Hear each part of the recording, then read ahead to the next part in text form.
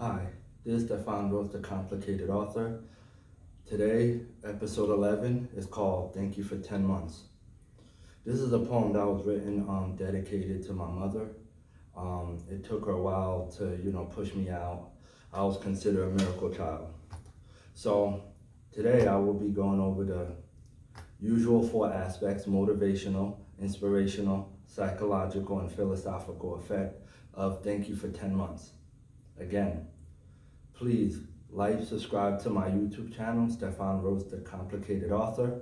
And again, Dreams Are Poetic is available on Amazon and Barnes and Nobles. And the second project, called A Crow's Monologue, will be released soon, hopefully later this year or the beginning of next year. And that's final. That's, it's a definite. But tune in and enjoy the episode. Thank you.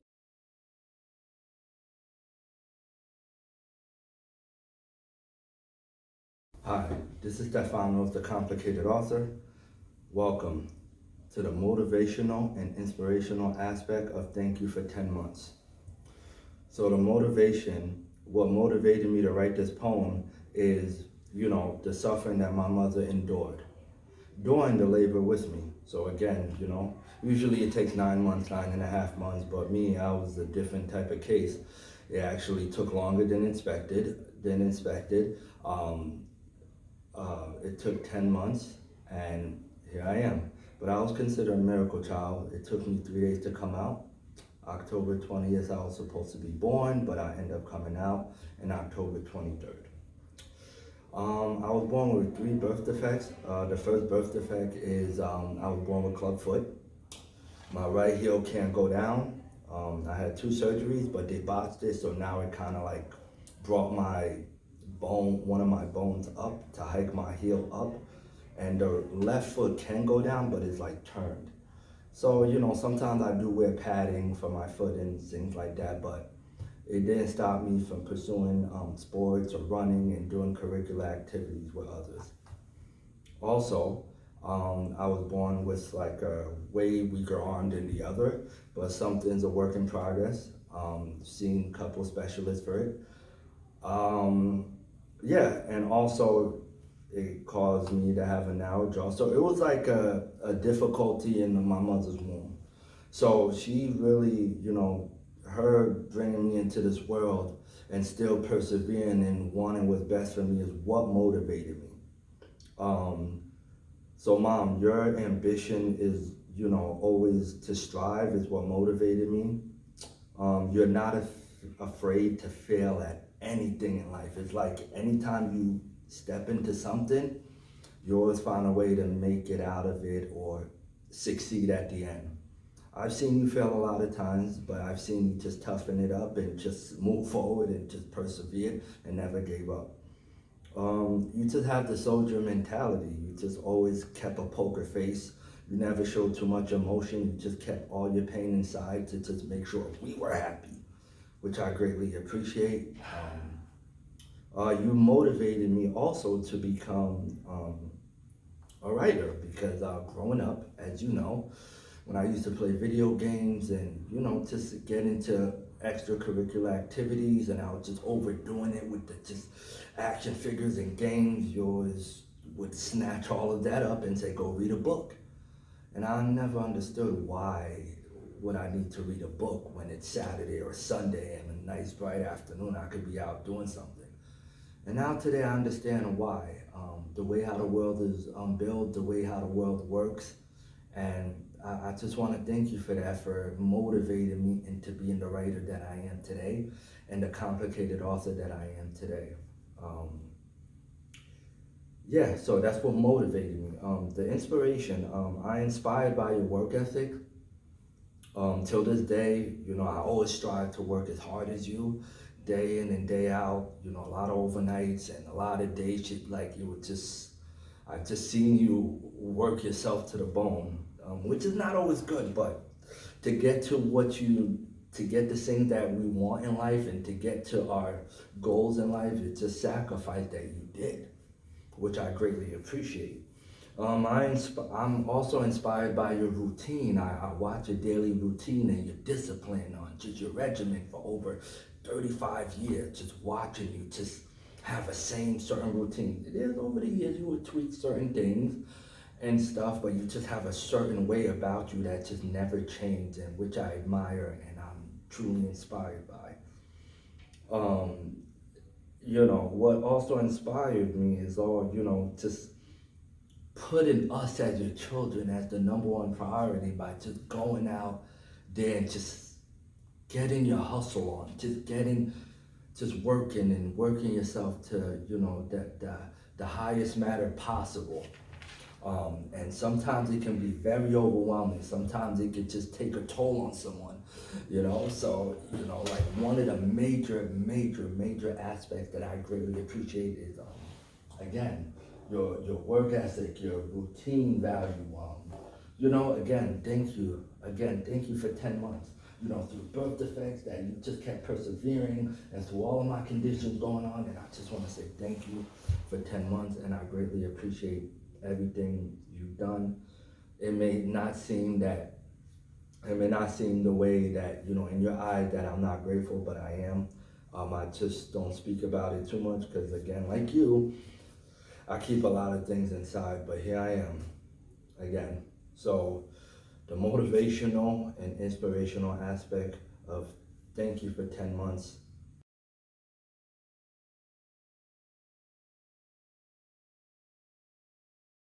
Okay, now we are stepping in, my favorite part, the psychological and philosophical effect of thank you for 10 months.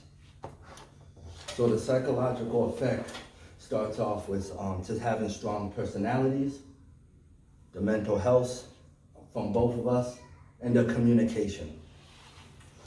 So the psychological effect is just misunderstanding of each other's mental health due to having strong personality that's always clashing with each other. That's one of our miscommunication. That's why it may seem, like me and my mother have an up and down relationship. That's not the case.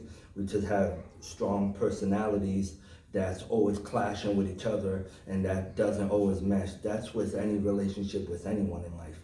So that's very common. Me being just the outspoken one, that just seeing things from the beginning and not liking what it is, but my mother's personality is more on the aspect of just observing, and just letting it build up from, until a breaking point. Then she'll speak out and be like, hey, that's wrong. So, those type of communications and personalities will clash, because here I am just running my mouth and just being the outspoken one and say, hey, this is wrong, this is wrong, this is wrong. And her just observing, like, give the person the benefit of the doubt. Let this person do this, do that, and boom, it's like, no, it's wrong. Is also the reason for our decline of relationship over the years, but I just feel like right now we are in a good place, which I'm grateful for. But it has caused a rift and a couple issues over the years, just the way of miscommunication. Also, just me battling with a lot of trauma and depression and anxiety over the years due to a certain trauma, which will be discussed on episode 13. I don't want to disclose too much information, but it will be discussed on episode 13 on why I had all of these, traumatic depression and anxiety, so jittery and so like ready to explode, and just, my personality doesn't really mesh with a lot due to those reasons. And also being just a lot of things that I did and me speaking out was just misguided or misinterpreted between us. I would say one thing and it would be interpreted another way. And that's what also played a factor of it. And also just my growing up in school, just my anger and behaviors, and people will look at me as like a aggressive, psychopathic maniac that had no control, no filter, no morals or anything like that. That's not the case at all. I knew what was going on and I knew what I was doing. It just, everybody saw me on the outside of a bubble of just looking at me like, oh, look at this guy, he's crazy, he's nuts. No, that's not the case. I'm perfectly fine. I know what I see. I know what's going on, and you cannot fool me. But as a kid, I expressed it certain ways as a child. I expressed it in different aspects and different ways. So that's why I was taken in another way. However, there's a thing called a mother's instinct. In a certain way, in a certain percentage, I felt like she knew what was going on and how I truly felt about certain things, but she would just observe my pattern of behaviors and to see. And a lot of times I'm grateful for her understanding and trusting a lot of my judgment, especially as I get older. I appreciate her respecting a lot of like my morals and values now. Now that I'm seeing the world from a different view and my eyes are open to a lot of things, I am grateful for those things. So again, with her mother's instinct, on a mother's instinct, she knows what's going on with her child, but she doesn't have a full grasp, and that's what caused the disconnect compared to me and the other sibling. Not to say I'm the oddball, not at all. It just caused a major disconnect because there was a lot of things that I've encountered that was very odd and awkward compared to my other siblings, So it just, that's what caused the little, decline. But I wouldn't say it was like a bad relationship. No, my life was great, and till today, no matter, life is a roller coaster, no matter what. I'm happy and I'm grateful for everything that's, given to me and what I've encountered. Everything happens for a reason, So, as the complicated author, I took it upon myself to keep those issues internal and never spoke up until a specific period of time, which was 2017, is what I opened up about that issue, which will be revealed on episode 13. Now, we're moving on to the philosophical effect of Thank You for 10 Months. The philosophical effect is the importance of relationship with mother and son. It's better, fellas, listen, when I say this, sometimes it's not our faults. A lot of men are not born being raised by their mother. A lot of men are put in certain situations because their mother can't take care of them. But if you do have a stable mother that's taking care of you, the most important thing is building that positive relationship with your mother. I'm not saying that I'm perfect because I'm still a work in progress. I'm still struggling. I'm still, working myself to that better place. I'm trying to build a good relationship. So the philosophical aspect, the mother-son relationship is needed for a man, not for the man to become a mama's boy of how society portrays it. It's needed for a man to have a level of respect for women in general, have a certain level of appreciation for a woman, especially for the woman that is potentially carrying their child. So if a man sees a woman that he's gonna marry and, she's carrying that man's seed, that, that relationship with your mother has to, that's backdated, that plays a major part because you're with a woman that you're trying to build with, marry for the rest of your life. It plays a big part, you having that good relationship with your mother, so you can be able to be more secure within, to be more secure and to build that trust with that person. And also, if you have a mother that has a positive role model or a positive impact to your life, your expectation to see those good qualities in that woman that you're building with, not to be exactly like your mom, no, obviously not, but your expectations to build those qualities in a woman. To have those qualities in a woman, your expectation is going to stem from what you know in all your life on the hypothetically projected positive relationship with your mother, right?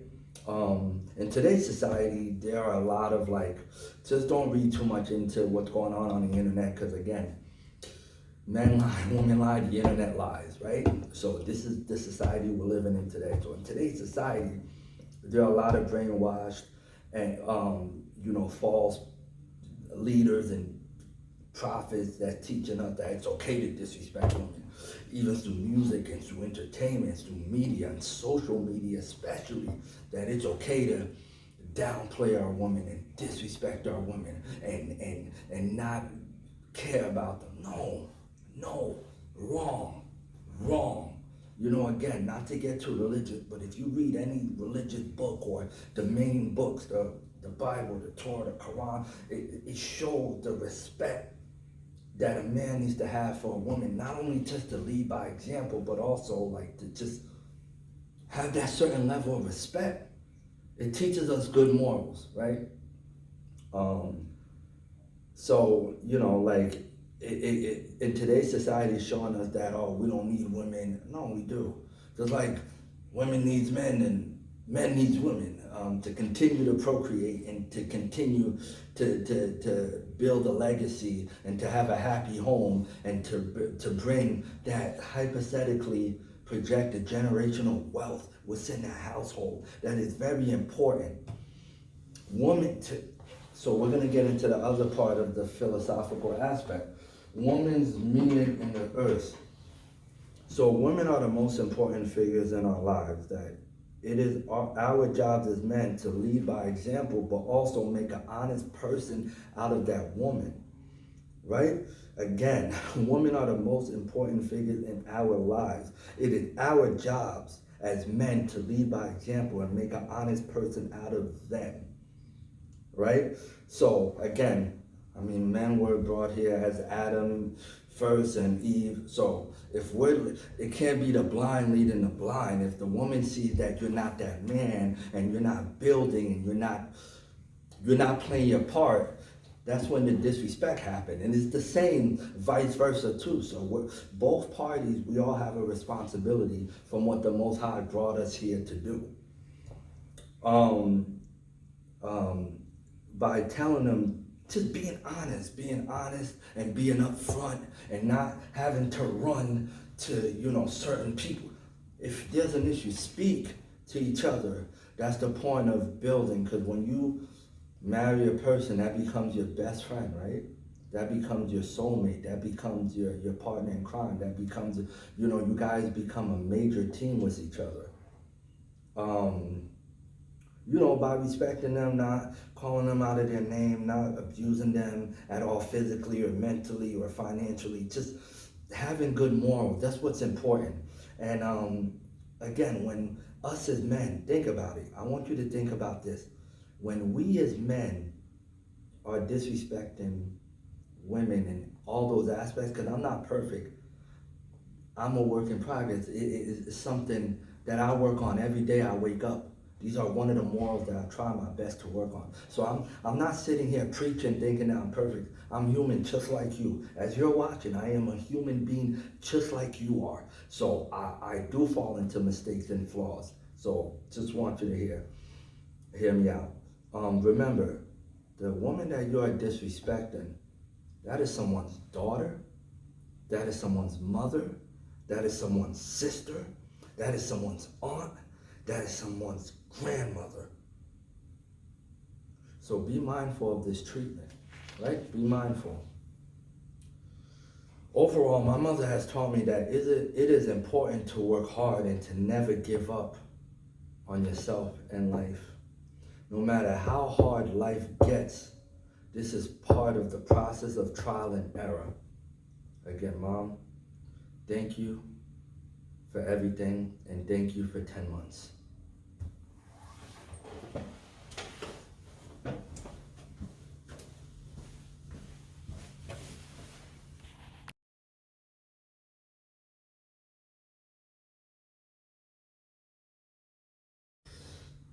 This is Stephane Roche, the complicated author. We have reached the conclusion of Writing My Soul Away, episode 11. Thank you for 10 months.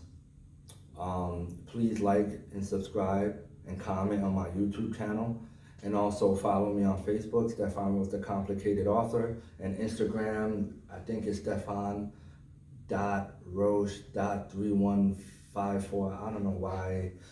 I wish I could just put the complicated author, but unfortunately it doesn't work that way. And also my YouTube channel, again, Stephane Roche, the complicated author. There's gonna be many more episodes. We're almost towards the end of the season. But again, to all the fellas out there, It is very important to build a relationship with your mother. I'm a work in progress again, as I mentioned. That is the most important thing in life. Thank you. Tune in next month onto episode 12, and the title of the episode will be announced in a couple weeks. Thank you for your time.